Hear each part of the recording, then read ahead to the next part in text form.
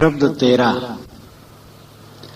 राम तेरी माया धुंध मचावे, गतिमति वाकी समुझ परे नहीं सुरनर मुनि नचावे। क्या सेमर तेरी शाखा बढ़ाए फूल अनुपम बानी, केतिक चात्रिक लाग रहे हैं देखत रुआ उड़ानी। का खजूर बढ़ाई तेरी फल कोई नहीं पावे, ग्रीष्म ऋतु जब आन तुलानी तेरी छाया काम न आवे। आपन चतुर और को सिखवें कनक कामनी सयानी, कहीं कबीर सुनो हो संतो राम चरण ऋतु मानी। राम तेरी माया द्वंद मचावे, हे राम तुम्हारी माया द्वंद मचाती है, झगड़ा करती है, कलह करती है, उफान शैतान करती है। अपनी माया को समेट लो तो हमें सुख मिल जाए, इस प्रकार भक्त कह सकता है। लेकिन कबीर साहब का राम अलग नहीं। कबीर साहब का राम ये जीव है, जीव ही को साहब राम कहते हैं, अंतरात्मा को राम कहते हैं। और ये पूरे बीजक में काफी साफ है, काफी क्या पूर्ण साफ है।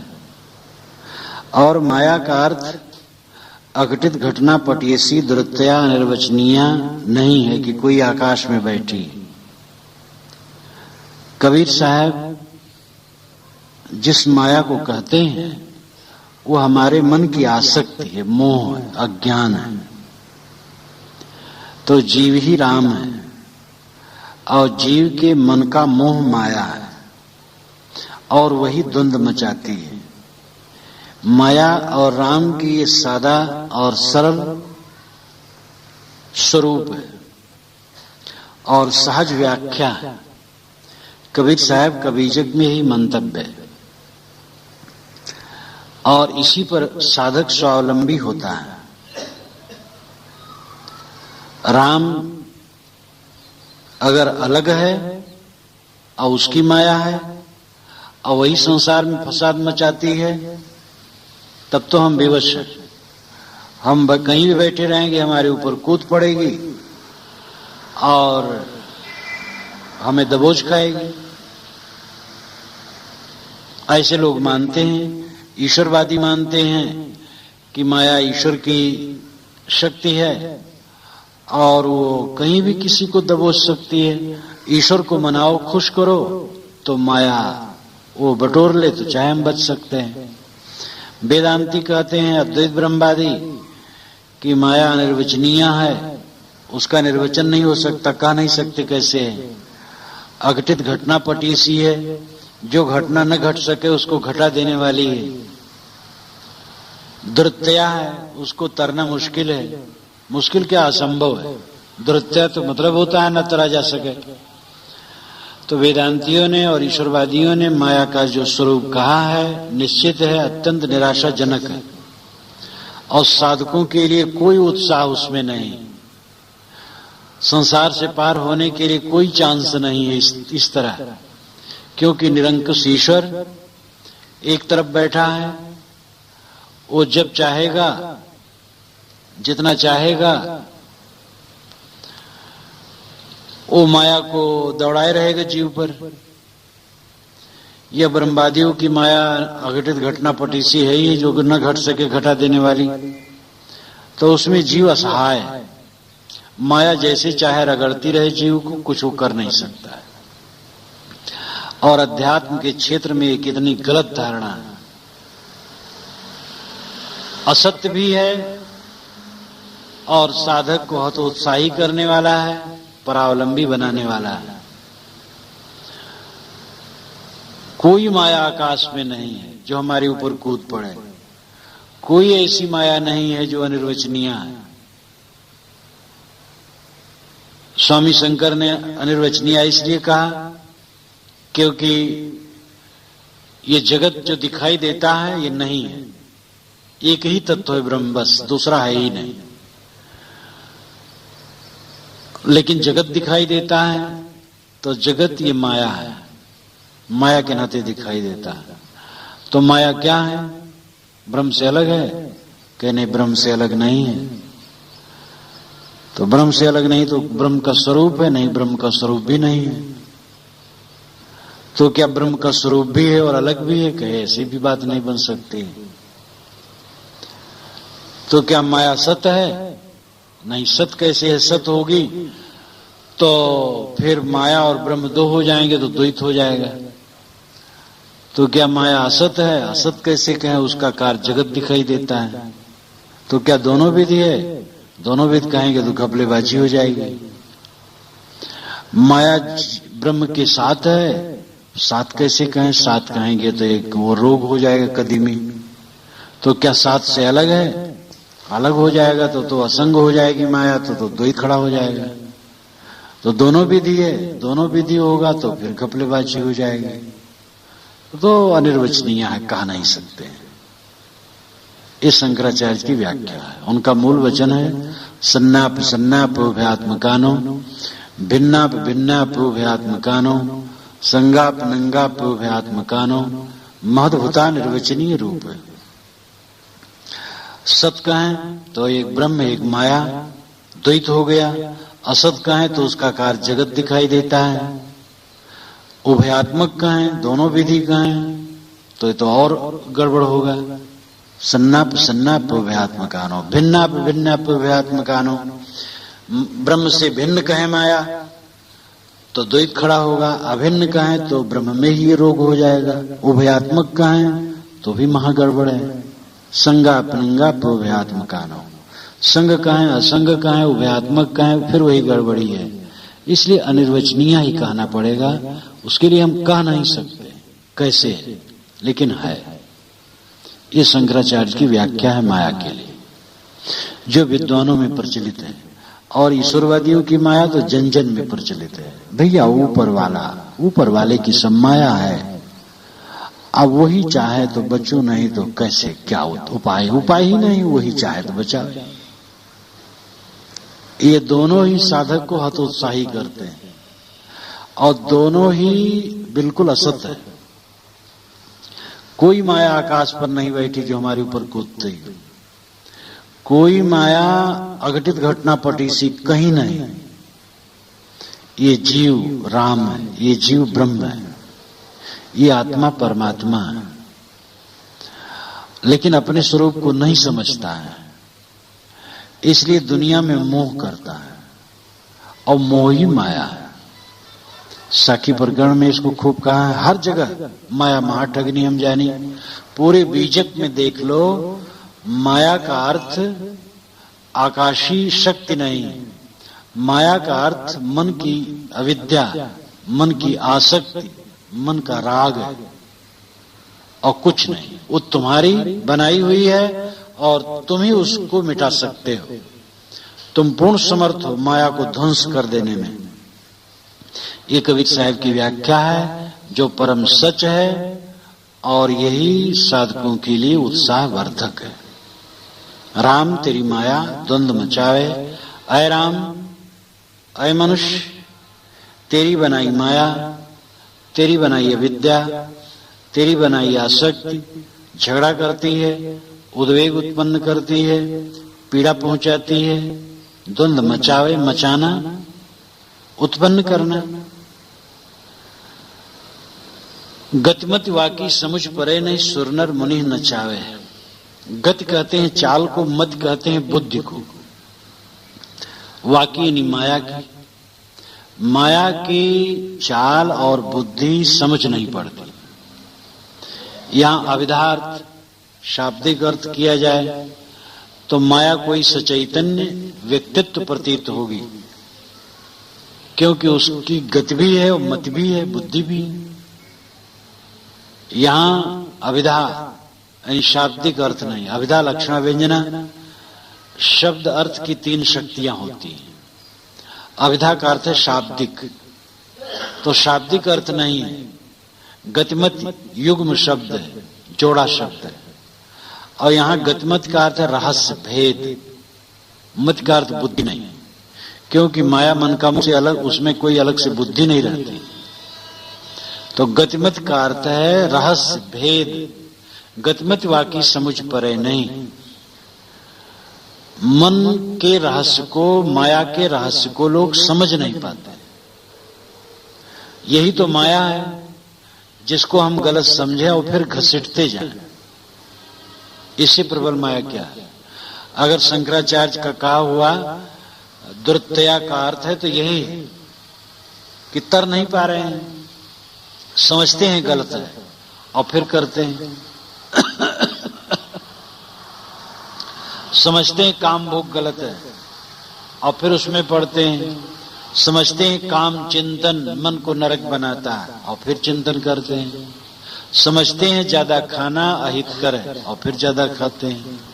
समझते हैं कट बोलना, रुक्ष बोलना अनुचित है और फिर वही बोलते हैं। समझते हैं किसी चीज में अहंता ममता करना गलत है और फिर वही करते हैं। ये तो माया, ये तो दुरुत्तया नहीं तरी जा रही। इतने अर्थ में दुरुत्तया है, वैसे दुरुत्तया नहीं है। ग्लान करो, सोचो, समझो, छोड़ो, गलत को छोड़ो, सही को करो। तुम ही कर सकते हो। माया की रचना तुम्ही ने की। बीड़ी पी करके बीड़ी पीने की आदत तुम्ही ने बनाई। अब वो जान करके भी गलत नहीं छोड़ मिलती, लेकिन पक्का निश्चय कर लोगे तो छूटना पक्का छूट जाएगी। गतिमत वाकी समझ परे नहीं। माया का रहस्य समझ नहीं पड़ता है। आदमी हरदम धुंध में रहता है।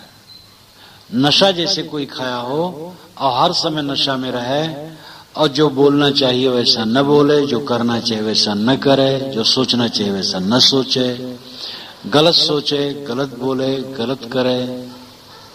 ये नशा का लक्षण है। हर जीव नशा में डूबा है। जो हमारे जीवन में कुछ भी व्यतिक्रम होता है, कुछ भी गलत होता है, कुछ भी रहने के खिलाफ होता है, वो नशा का फल है। इसलिए नशा को मारने की जरूरत है। गतिमति वाकी समझ परे नहीं। सुर नर मुनि नचावे। सुर नर और मुनि को ये माया नचाती है। सुर नर मुनि कहीं अलग नहीं, मनुष्य में ही सुर। सुर का मतलब है देवता। जो और गुणों में तो संपन्न है, धन धान संपन्न है, विद्या बुद्धि संपन्न है, अन्य गुण भी है, लेकिन अत्यंत लंपट है, इंद्री लंपट है। शंकराचार्य ने उनको सुर कहा अपने उपनिषद भाष्य में। और नर जो मनुष्य हैं, जो प्रायः लोभी हुआ करते हैं ज्यादा, और मुनि मननशील। माया इनको भी नचाती है। ऋषि मुनियों की कितने उदाहरण जगत प्रसिद्ध है। मनुष्य जो नाच रहे हैं देख ही रहे हो। और सुर की कहानी, सब देवताओं की कहानी जो बनाई गई है, उनमें प्रायः आचरण की शिथिलता उनकी कही गई है। वैसे सुर नरमुन का मतलब है मनुष्यों में सात्विक, राजस और तामस प्रवृत्ति वाले सभी को ये नचा रही है। क्या सेमर तेरी शाख बढ़ाए फूल अनुपम बानी। अब माया का स्वरूप साहब बता रहे हैं। खानी और बानी, ये कवि साहब की वाणी में बीचक में ही। खानी बानी खोज देखो, इस तरह कोई न रहा। खानी मोटी माया, बानी छीनी माया। तो खानी का वर्णन पहले साहब करते हैं। क्या सेमर तेरी शाखा बढ़ाए फूल अनुपम बानी। साहब सेमल वृक्ष को संबोधित करते, ऐ सेमल का पेड़, तेरी बड़ी शाखाएं बढ़ी, तूने अपनी शाखाओं को चारों तरफ खूब बढ़ाया, क्या विशेषता। और तेरे अंगों में फूल भी खूब खिले। वृक्ष में लाल लाल फूल एकदम भर जाता है। सेमल के कितने वृक्ष होते हैं, बहुत मस्त वृक्ष होता है, कोई काट उठ न दे। खूब शाखाएं फैलती हैं और एकदम हरा भरा वृक्ष हो जाता है। और लाल फूल जब खिलते हैं तो पूरी पत्तियां ढक जाती हैं फूलों से। साहब कहते हैं क्या सेमर तेरी शाखा बढ़ाए। ऐ सेमर, तूने अपनी शाखा को बढ़ाया, क्या हुआ। फूल अनुपम बानी, फूल तेरे अनुपम है, उपमा रहित, बड़े बड़े लाल लाल, लेकिन बानी, बानी मात्र है, केवल प्रशंसा मात्र है। सार नहीं। उसके निकट जाओ, सुगंधित थोड़ी भी नहीं, सूंघो, उसमें कोई सुगंधी नहीं। और जब फल आता है तो फल में कोई रस नहीं। फल जब पकता है तो उसमें रोए निकलते हैं, नीरस रोए, कोई लज्जत नहीं।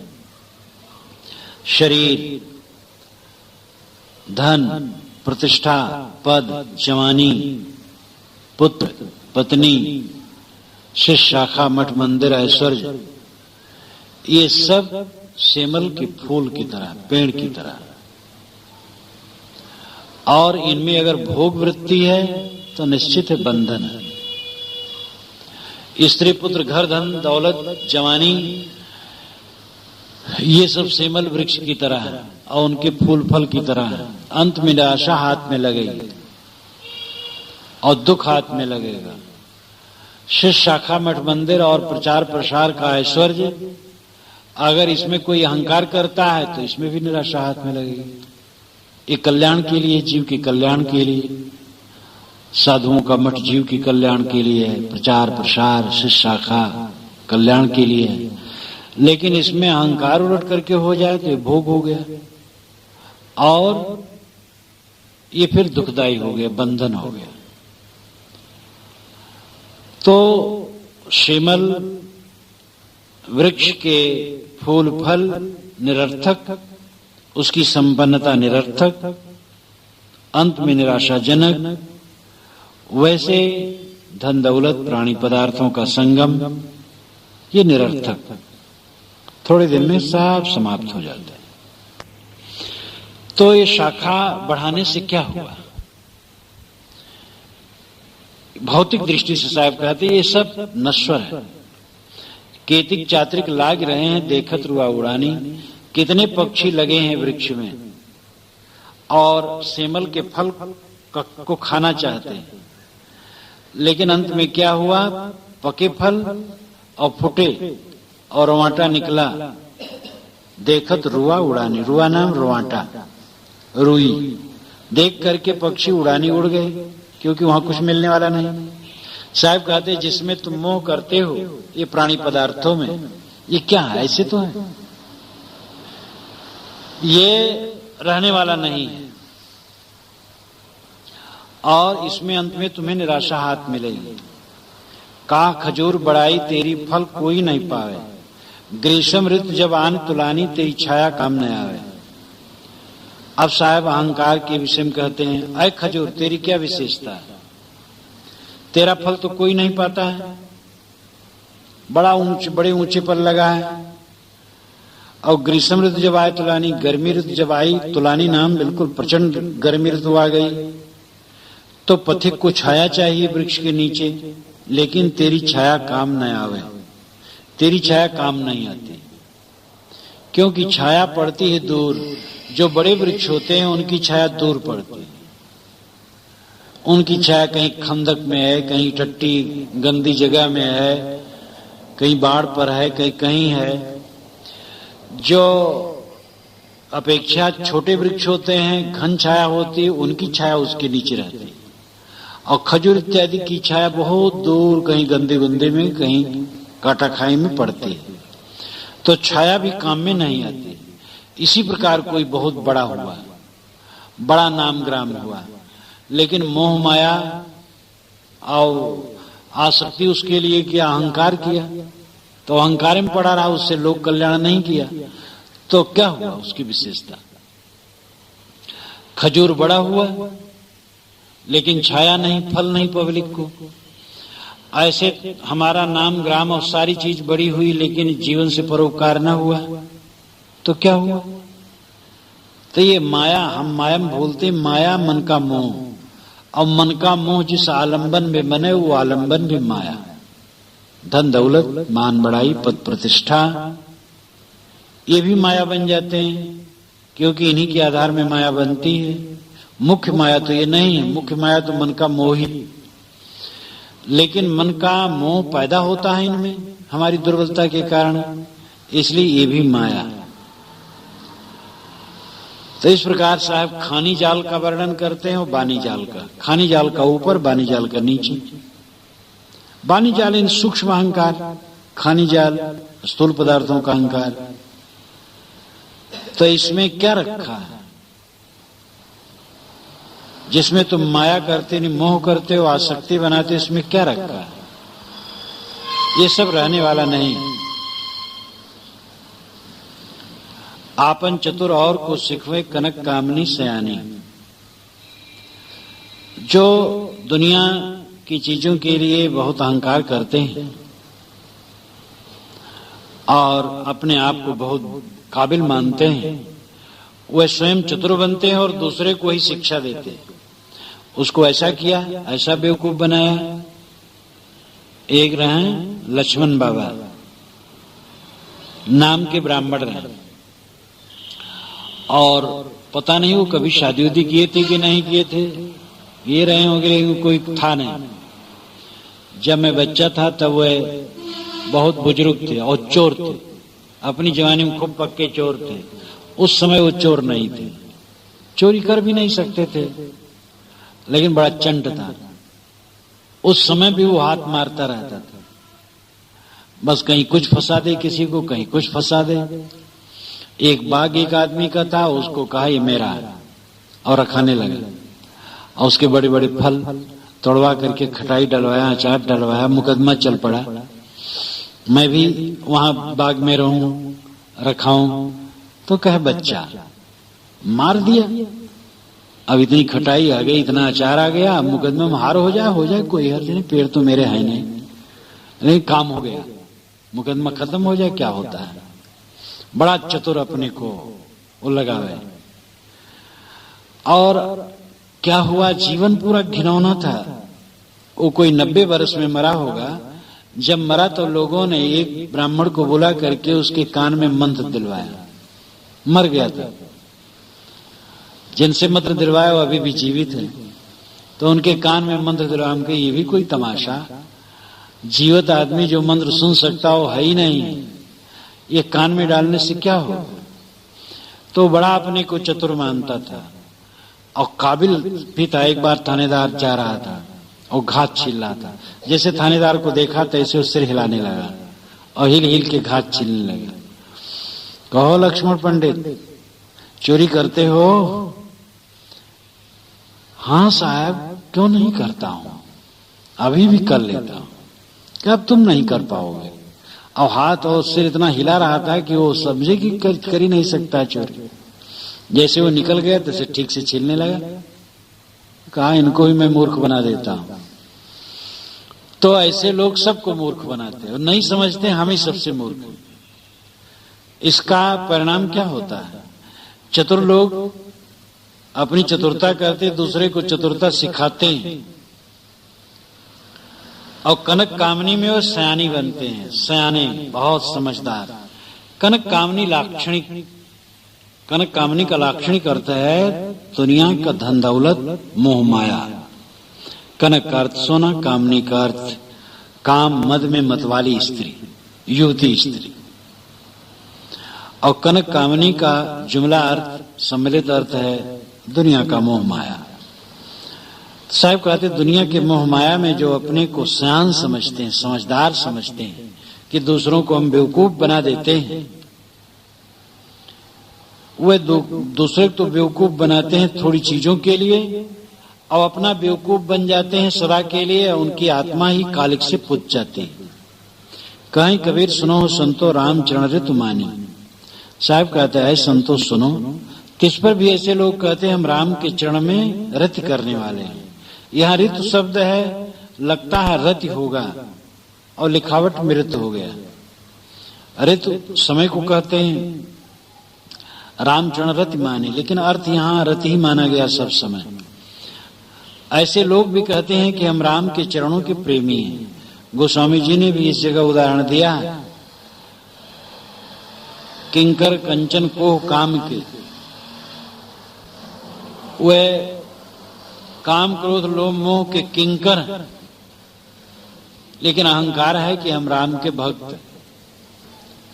कितने ऐसे लोग हैं कि जो अध्यात्म के प्रेमी अपने को प्रदर्शित करते हैं, राम का भक्त, ईश्वर का भक्त, आत्मा लीनता का पाखंड, बहुत बड़ा ज्ञानी अपने को प्रदर्शित करते हैं, लेकिन वे दुनिया की उपलब्धियों में अपनी चतुरता दिखाते हैं,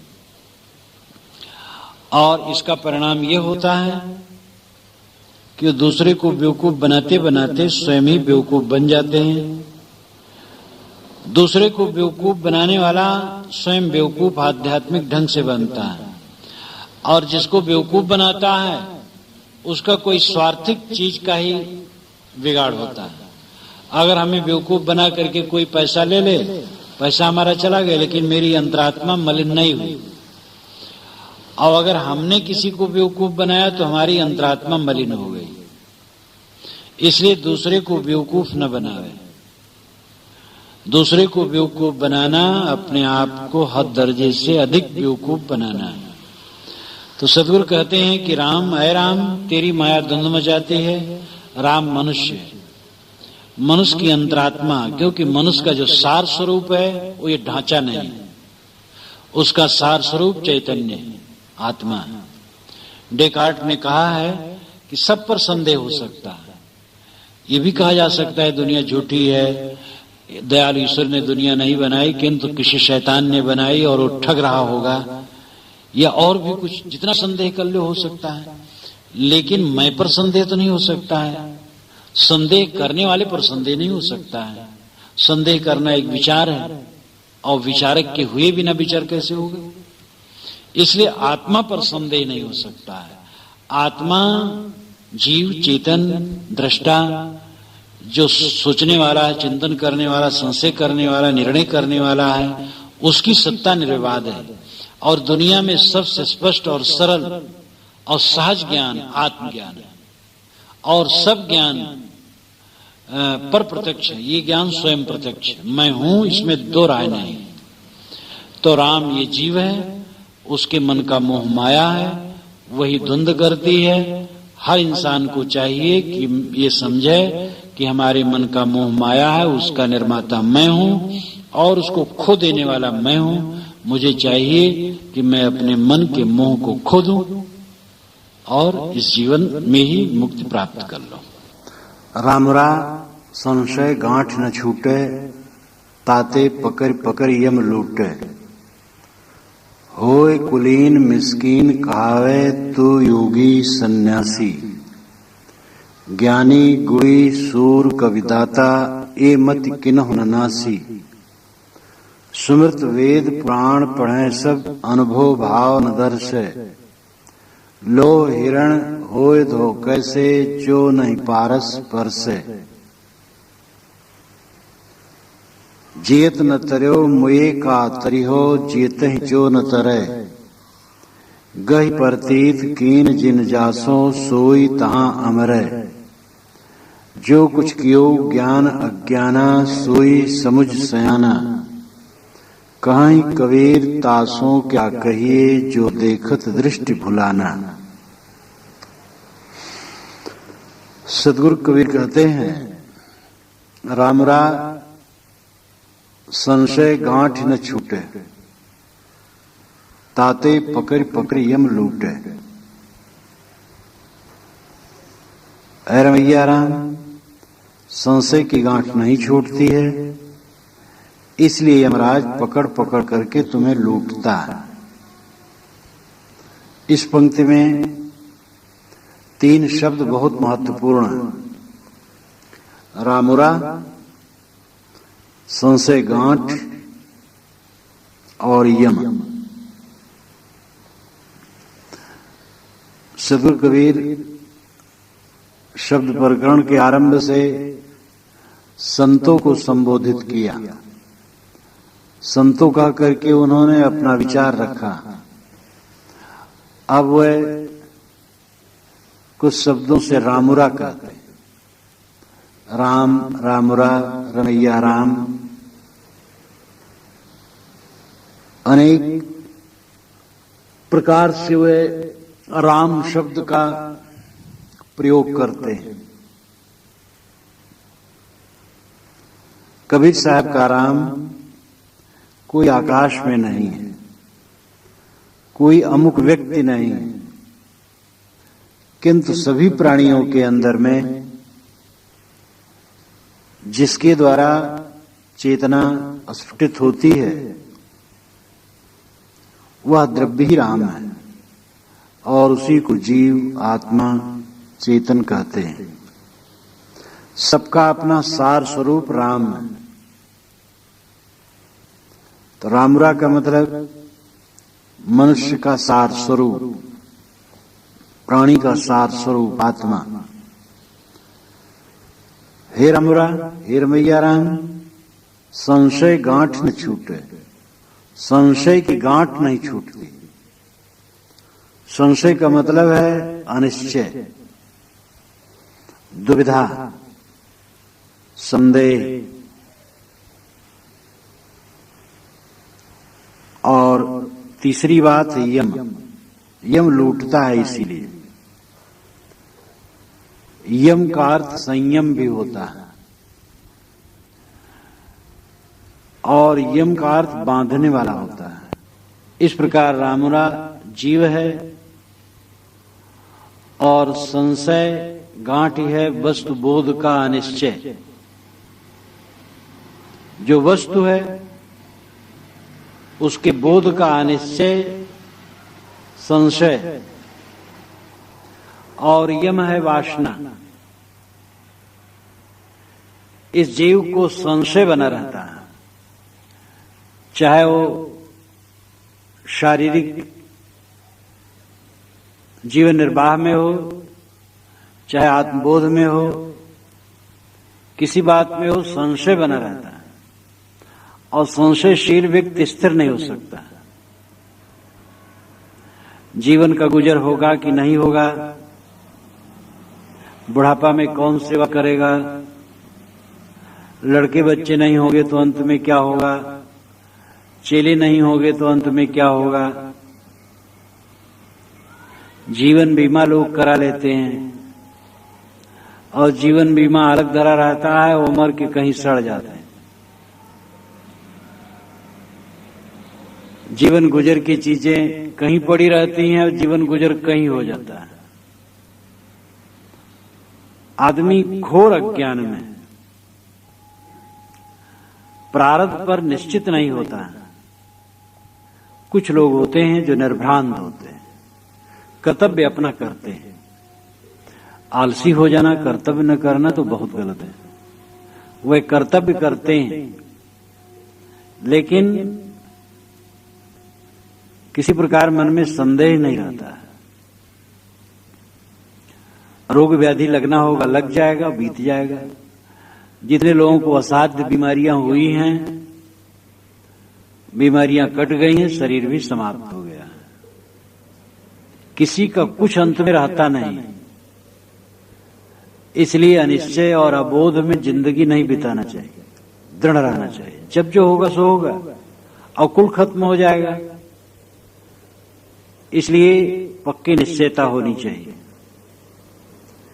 कल्याण की परमात्मा आत्मा परम तत्व के विषय में अनिश्चय इंसान को रहता है। आत्मा ही परमात्मा है कि अलग परमात्मा है, एक है कि दो है, द्वैत है कि अद्वैत है, जड़ से मैं अलग हूं कि जड़ मेरा स्वरूप है। मनुष्य के मन में यह अनिश्चय बना रहता है और इस अनिश्चय से वो कहीं नहीं पहुंचता है।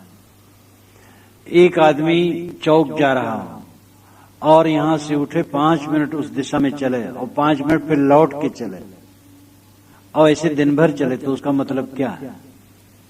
निश्चित दिशा हो और उसी तरफ चले, चाहे धीरे धीरे चले लेकिन दिशा न बदले, दाएं बाएं न हो, लौटे न, तो निश्चित हो पहुंचता है।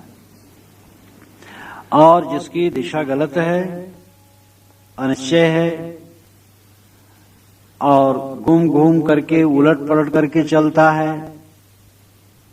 उसका कल्याण नहीं होता है। कितने ऐसे साधु हैं जिनको बोध सही नहीं है, गुल्ली ताबीज पहने हैं। बड़े बड़े महंतों को देखा, प्रसिद्ध विद्वान है और प्रसिद्ध आचार्य, गुल्ली ताबीज पहने, छल्ला भी पहने, नग पहने, भूत प्रेत मानते हैं, झाड़ फूक करते हैं, स्वयं तकलीफ हो जाए तो ग्रह दशा भी दिखाते हैं, किताब पर फूल और अक्षत चढ़ा के पूजा करते हैं। कोई बोध नहीं। वेद वेदांत पढ़े, घंटों प्रवचन कर सकते हैं, लेकिन अंदर में अनिश्चय है। जो सुनते हैं सच है, क्योंकि पुस्तकों में जो लिखा है धर्म ग्रंथों में वो झूठ नहीं हो सकता। धर्मशास्त्र, भला धर्मशास्त्र के लेखक आप तो पुरुष हैं, वो झूठ कैसे कहेंगे? बस जो उल्टा सीधा जहां लिखा वो सब मानते जाते हैं, और फिर भी नहीं मानते।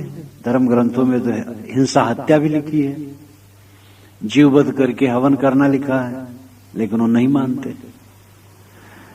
तो आदमी को दृढ़ बोध नहीं होता है, इसलिए भटकता है। सुंदरदास जी ब्रह्मवादी थे, मानते थे एक ही ब्रह्म है, लेकिन उनको भी संदेह होता था एक ब्रह्म है कि नहीं है, क्योंकि एक ब्रह्म है तो कहता कौन है? ब्रह्म को ब्रह्म कहने की क्या गर्ज है? जानना ब्रह्म ऐसा किसका फर्ज है? निर्मल साहब ने कहा, ब्रह्म का उपदेश कौन करता है? ब्रह्म ही, और किसको करता है? दूसरा तो है नहीं। ब्रह्म कहते महान को, निस्वरूप ही महान है, लेकिन ऐसा न समझ करके ब्रह्म एक है और वह वही केवल है, और ब्रह्म का उपदेश भी चल रहा है। किसके लिए चल रहा है? दूसरा तो है नहीं। सुंदरदास जी कहते हैं, व्यापक ब्रह्म रहो भरपूर, तो दूसर कौन बतावन हारो। जो कही जीव करो परमान, तो जीव कहाँ कछ ब्रह्म सुन्यारो। जो कही जीव भयो जगदीश ते, तो रवि माही कहाँ को आधारो। सुंदर मौन गही यह जान के, कौनो भांति न होए निर्धारो। एक ब्रह्म सर्वत्र परिपूर्ण है। अगर ऐसी बात सच है तो बताता इससे कौन है? वही बता रहा है। किसको बता रहा है? अगर कहो कि जीव बता रहा है, तो जीव क्या ब्रह्म से अलग है? अगर कहो जीव उसी ब्रह्म से हुआ है, तो सूरज से अंधकार कैसे निकल आया? सर्वज्ञ ब्रह्म से अल्पज्ञ जीव कैसे निकल आया? सुंदरदास जी कहते मैंने तो मौन पकड़ लिया, क्योंकि निर्णय इसमें होता नहीं। एक ब्रह्मवाद में निर्णय कभी हो ही नहीं सकता। प्रभु जब चाहेगा तब तारेगा। फिर कहो कि प्रभु फिर क्यों नहीं तारता है, तो कहते तो अपना कर्म है भाई। एक सन्यासिनी मिली, मैंने कहा ठीक ठाक है, कहे ठीक ठाक है। मैंने कहा साधना चलती है, कहे हाँ जब ऊपर वाला चाहे। हम के ऊपर वाला भी बड़ा दगाबाज नहीं चाहता है। कहने वो क्यों दगाबाज है, हमारा कर्म ही वैसे नहीं है, हमके तो कर्मशील होना चाहिए। कहे हाँ जब ईश्वर की कृपा होगी। हम कहे तो कृपा क्यों नहीं करता है, बड़ा निर्दय है। कहने वो क्यों निर्दय है, वो हमारा पुरुषार्थ ही नहीं है। तो हम कहे तब आप कभी वो कुछ निर्णय नहीं करते हो। कहे क्या कहें, कुछ समझ में नहीं आता। और हजारों की भीड़ में उनका प्रवचन चलता है। तो ये अनिश्चय इंसान को कहीं नहीं ले जाता है। सदगुरु कबीर एकदम छिलके की तरह सारे आडंबर को हटा देते। अब देखो स्वामी शंकराचार्य को वेदांतियों ने कह डाला कि वो अमरुक नाम के राजा के मृत शरीर में घुस करके उनकी युवती स्त्रियों के साथ उपभोग किया, काम कला खूब सीखा।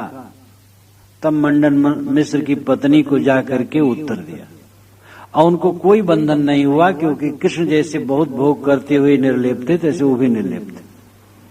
कृष्ण को बदनाम करना भी इन लोगों का गलत है, और शंकराचार्य को बदनाम करना गलत। शंकराचार्य तो सन्यासी पुरुष थे, ये भला कैसे करेंगे? पर काया प्रवेशी झूठी बात है। तो निश्चय न, शंकर दिग्विजय में से लिखा है कि शंकराचार्य पराई स्त्रियों के साथ उपभोग करके काम कला सीखे। तो ये अबोध और अनिश्चय इंसान को कितना भटका देता है।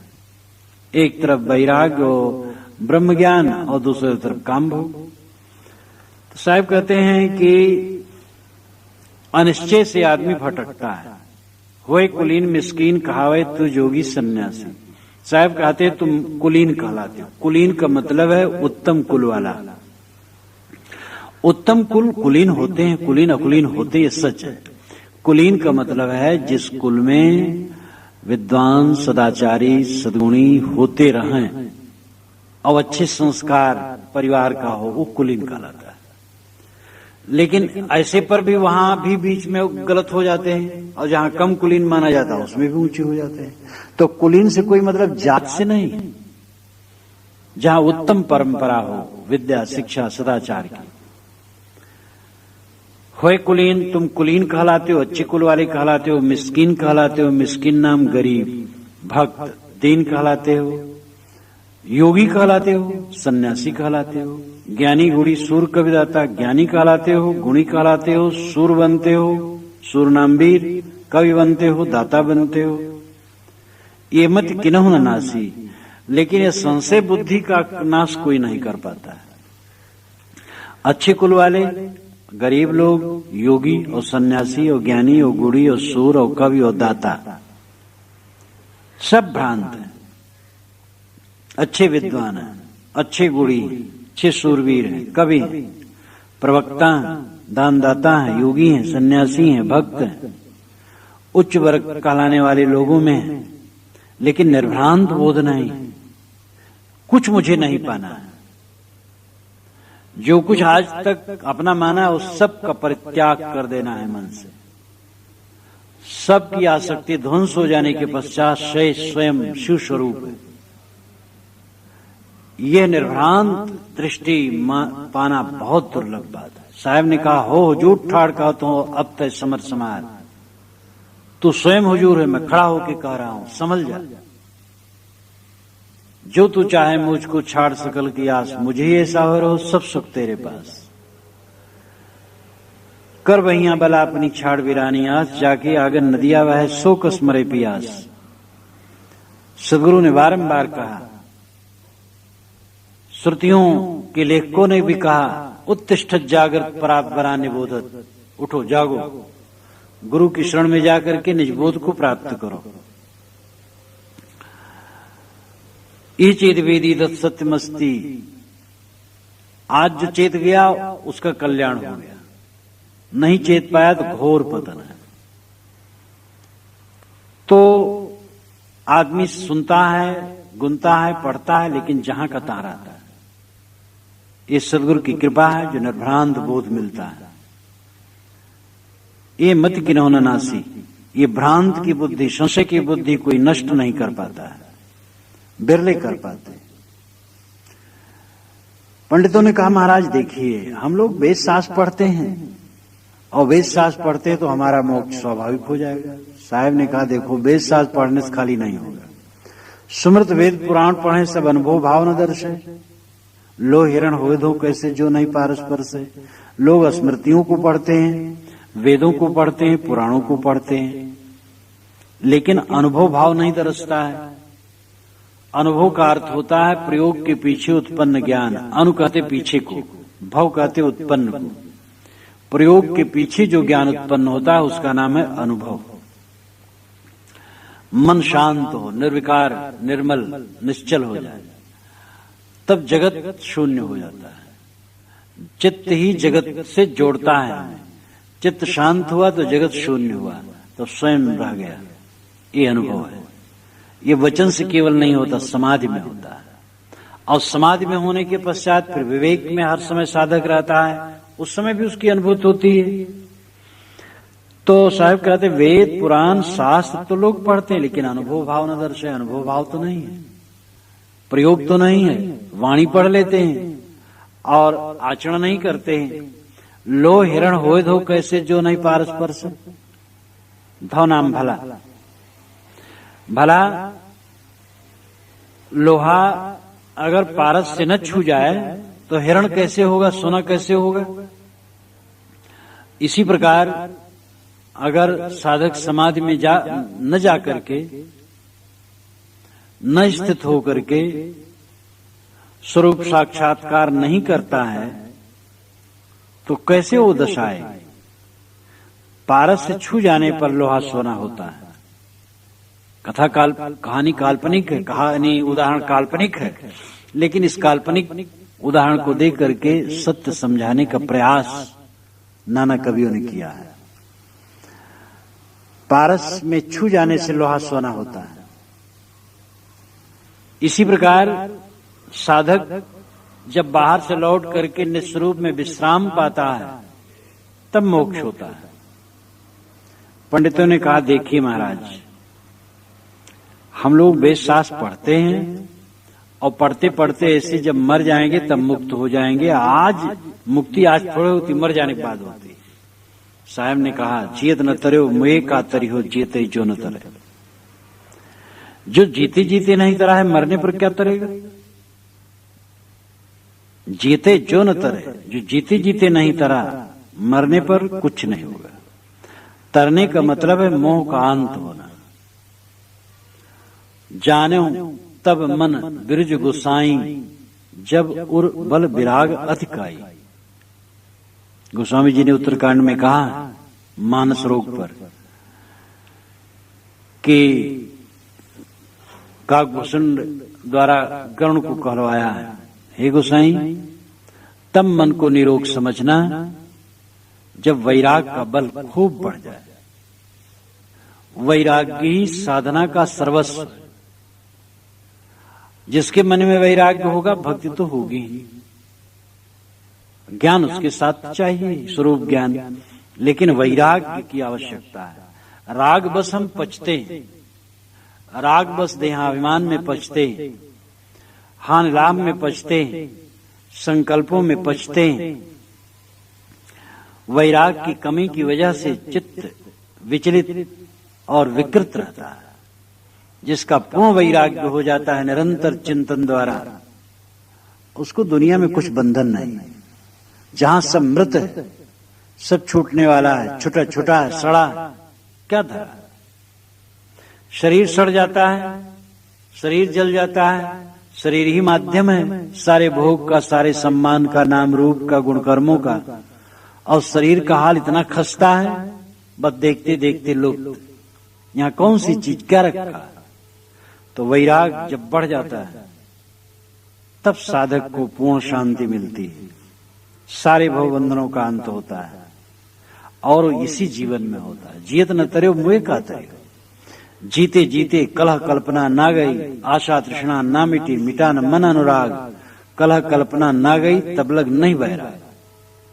भोगों की आशा नहीं मिटी, तृष्णा नहीं मिटी, कलह झगड़ा करना नहीं मिटा, कल्पना मन के द्वंद्व नहीं मिटे, आशा तृष्णा ना मिटी, मिटा न मन अनुराग, और मन का मोह नहीं मिटा, कलह कल्पना ना मिटी, तब लग नहीं वैराग।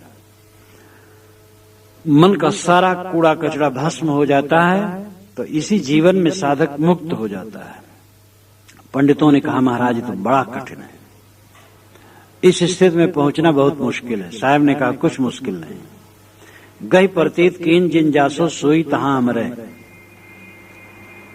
गही नाम मजबूती से, जो जहां पर सत्य मान करके पक्का निश्चय कर लिया, प्रतीत कर लिया, वह वहां जरूर अमरे नाम पहुंचता है। अमरे छत्तीसगढ़ी बोली है, छत्तीसगढ़ी बोली में अमरे नाम पहुंचने को कहते हैं। काशी के दो विद्वानों ने अमरे का अर्थ अमरपुर परम धाम कहा है, क्योंकि छत्तीसगढ़ कभी गए नहीं थे, वो बोली सुने नहीं थे। इसलिए साहब की वाणी को समझने के लिए व्यापक अध्ययन की जरूरत है। गही प्रतीत कीन जिन जासो, जहां जो आदमी जहां से अच्छा विश्वास, पक्का विश्वास कर लेगा वहां जरूर पहुंचेगा। अब वस्तु भी सच हो, विश्वास भी, वस्तुएं सच नहीं है तो विश्वास करने से क्या होगा। अगर हम सोचे यहां से उत्तर चलेंगे तो इलाहाबाद का चौक मिल जाएगा, और विश्वास करें तो कैसे मिल जाएगा, उत्तर तो गंगा मिलेगी। इसलिए वस्तु हो और विश्वास हो और पक्का निश्चय हो तो साधक निश्चित उसमें पहुंचता है, उस दशा को प्राप्त होता है। जो कुछ कियो ज्ञान अज्ञाना सोई समुस्सयाना। साहब कहते हैं, पंडितों, अय विद्वानों, अय भक्तों, अय सन्यासियों, अय ज्ञानियों, गुणियों, सूरों, कवियों और दाता, सुनो, जो कुछ तुमने ज्ञान और अज्ञान में कर लिया उसको समझ, सोई समझ सयाना। हे सयाने, हे समझदार, हे बुद्धिमान मानो, जो कुछ तूने ज्ञान अज्ञान में किया उसको समझ और उसके संस्कारों को धो। तेरे कर्म तेरे को बांधते हैं और कर्म करके तू बच नहीं सकता है। भिद्यते हृदय ग्रंथि छिद्यन्ते सर्व संशया क्षीयन्ते चास्य कर्माणि तस्मिन् दृष्टि परावरे। ये श्रुत वचन है। हृदय की गांठी जिसकी कट गई, हृदय की गांठी क्या है? आसक्ति। भिद्यते हृदय ग्रंथि छिद्यन्ते सर्व संशया, सारे संशय छिन्न हो गए। संशय नहीं, अनिश्चय, दुविधा मिट गई। क्षीयन्ते चास्य कर्माणि, उसके कर्म क्षीण हो गए। कर्म क्षीण का मतलब उद्वेग खत्म हो जाना। किसका कर्म क्षीण है? दूसरा कोई नहीं जानता है। स्वयं दृष्टा बनो, कर्म क्षीण कितने हैं। उद्वेग न रहे, अंदर में सारा उद्वेग शांत हो जाए, जो कर्म क्षीण हो गए। तस्मिन् दृष्टि परावरे, उसकी दृष्टि पर अवर आर पार हो जाती है, दिव्य हो जाती है। साहब कहते जो कुछ तूने ज्ञान अज्ञान में किया उसको समझ, कर्मों का क्षय कर, सारे उद्वेगों को शांत कर, भोगों की लालसा छोड़। शुक्ल यजुर्वेद का मंत्र बहुत सुंदर इसके लिए है। वायुर्निल ममृत मथेदम भस्मांतम शरीरम कृतौ अस्मर कृतम अस्मर कृतौ अस्मर कृतम अस्मर। वायु अनिलम अमृतम अथ इदम। वायुर्निल ममृत मथेदम, वायु अनिलम अमृतम अथ इदम। वायु अनिल में मिल गया, प्राणवायु महावायु में मिल गया, और अमृत आत्मा इससे अलग हो गया। अथिदम भस्मांतम शरीरम, और अब यह शरीर भस्म हो गया। कृतौ अस्मर कृतम अस्मर कृतौ अस्मर कृतम अस्मर। कर्ता का स्मरण कर, कर्म का स्मरण कर, कर्ता का स्मरण कर, कर्म का स्मरण कर। एक दिन ऐसा आएगा प्राणवायु निकल जाएगा, शरीर राख हो जाएगा या सड़ जाएगा। पहले से सावधान हो, कर्ता और कर्म का स्मरण करो। कर्ता साक्षी चैतन्य है और कर्म उसके द्वारा उद्वेग है। सहज क्रिया कर्म नहीं। खाना पीना, सोना जागना, काम धंधा करना, व्यवहार करना, ये कर्म नहीं है। जो बांधने वाला कर्म है, बांधने वाला कर्म उद्वेग, काम, क्रोध, लोभ, मोह, आसक्ति, राग, द्वेष लेकर के जो काम किया जाए वो कर्म है, यानी बांधने वाला कर्म है। और जो सहज कर्म किया जाए वो बांधने वाला कर्म नहीं। कर्म का क्षय का लक्षण है उद्वेग शांत हो जाना, अनुद्वेग हो जाना। साहब कहते जो कुछ ज्ञान अज्ञान में किए उसको समझ। ऐ समझदार, तू कर्मों का क्षय कर, जो कर डाला है फिर न कर, और उसका राग छोड़। काम भोग किया है, अब काम भोग न कर, और उसकी वासना क्षय कर। क्रोध में कहीं कुछ दुर्व्यवहार किया है, अब क्रोध न कर और उसकी वासना क्षय कर। क्षमाशील और सरल हो जाए। जितने दुर्गुण हुए हैं उसके विपरीत चल, सद्गुण की तरफ चल और वासना का क्षय कर। कहीं कबीर तासों क्या कहिए जो देखकर दृष्टि भुलाना। सदगुरु कबीर कहते हैं कि उससे क्या कहा जाए जो देखत दृष्टि भुलाना, दृष्टि से देखता और फिर भूलता। जान सुनीत कुनीत रत जागत ही रहे सोए, उपदेशवो जगाइबो तुलसी उचित न होए। जो सुनीत जान करके कुनीत का काम करता है और जागते हुए भी सोने का नकल करता है, उसको उपदेश करना और जगाना अच्छा नहीं होगा। क्योंकि जान के जो नहीं जानता है उसको जगाओगे तो उसको जनाओगे तो नाखुश हो जाएगा। और जो जागते हुए सोने का नकल किया वो बोलेगा नहीं, वो बोलेगा तो क्रुद्ध हो जाएगा। जो सोता हो जगाओ जग जाएगा, जो न जानता हो बताओ जान जाएगा। जानते हुए जो नहीं जानता है, नीत को समझते हुए भी गलत काम करता है, उसको उपदेश करना निरर्थक है। सदगुरु कबीर कहते हैं, कहीं कबीर तासो क्या कही जो देख दृष्टि भुलाना। जो दृष्टि से देखता है, आंखों से देखता है और फिर भूलता है, क्या कहा जाए। ये पद कुलीनों के लिए है, मिस्कीन भक्तों के लिए है, योगी और सन्यासी, ज्ञानी, गुणी, सूर, कवि, दाता के लिए है।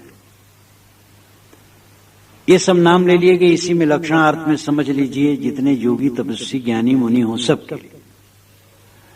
जो एकांगी साधन उनका तो है, विद्वान है तो कोई कवि हैं, कोई दान देने वाले हैं, कोई सूरवीर हैं, कोई गुणी हैं, कोई ज्ञाता हैं, कोई तपस्वी हैं, कोई सन्यासी हैं, कुछ उनका गुण तो है, लेकिन दूसरी दृष्टि से वह संशय ग्रसित है, दुविधा में, संदेह में, बोध नहीं, ठहराव नहीं, समझ नहीं। और जो एकाध सद्गुण है उसी का घोर अहंकार है। ऐसे लोगों को समझाना बहुत मुश्किल है। साधना की दशा बड़ी विनम्रता की होती है। सब ते लघुता बली, लघुता ते सब होए, जस द्वितीया को चंद्रमा शीश नवे सबको। लघुता सबसे अच्छी चीज है और लघुता से सब होता है। जैसे द्वितीया का चंद्रमा, सब कोई सिर झुकाते हैं, क्योंकि द्वितीया का चंद्रमा निरंतर चमकता जाता है, रोज चमकता जाता है। और पूर्णमासी का चंद्रमा हरा भरा है, चमकता है पूरा, लेकिन दूसरे दिन से काला होना शुरू हो जाता है। बड़ा अहंकार और काला होना शुरू हो गया, और बड़ा कोमल, बहुत पतला सा, और रोज चमकता चला गया, बढ़ता चला गया। ये तो बात समझाने की एक तरीका है। पूर्णमासी का अलग महत्व रखा जाता है, द्वितीय का अलग। तो लेकिन अर्थ है कि विनम्रता की आवश्यकता, पूर्ण विनम्र साधक हो जाना चाहिए साधक को, कहीं गांठ न हो, निर्ग्रंथ, निर्मल, कोमल, तब वो दशा आती है। सदगुरु कहते हैं, रामरा संशय गांठ न छूटे। संशय की गांठ नहीं छूटती है, इसलिए यमराज तुम्हें पकड़ पकड़ कर लूटता है। ये समझ लो, इस संसार में तुम्हारा कोई प्रयोजन नहीं। अब बताओ क्या संशय है, अब क्या चाहिए। श्रम करो जहां रहता है, शरीर का गुजर होगा, और वासना का त्याग करो, मोह का त्याग करो। तुम नहीं रहोगे यहां संसार में, कोई नुकसान नहीं होगा। तुम नाहक गर्मी सिर पर धारण की हो, तुम नहीं रहोगे तो दुनिया प्रलय हो जाएगा। दुनिया चलती रही अनादि से, अनंत काल तक चलती रहेगी। तुम्हारे न रहने पर जैसे एक मक्खी मर जाए और कुछ न हो, वैसे कुछ नहीं होगा। हाँ, तुम अपना काम न करोगे तो तुम डुबा दोगे अपने को, पूरा का पूरा गर्क हो जाओगे। इसलिए तुम अपने को संभालो, अपना कल्याण करो।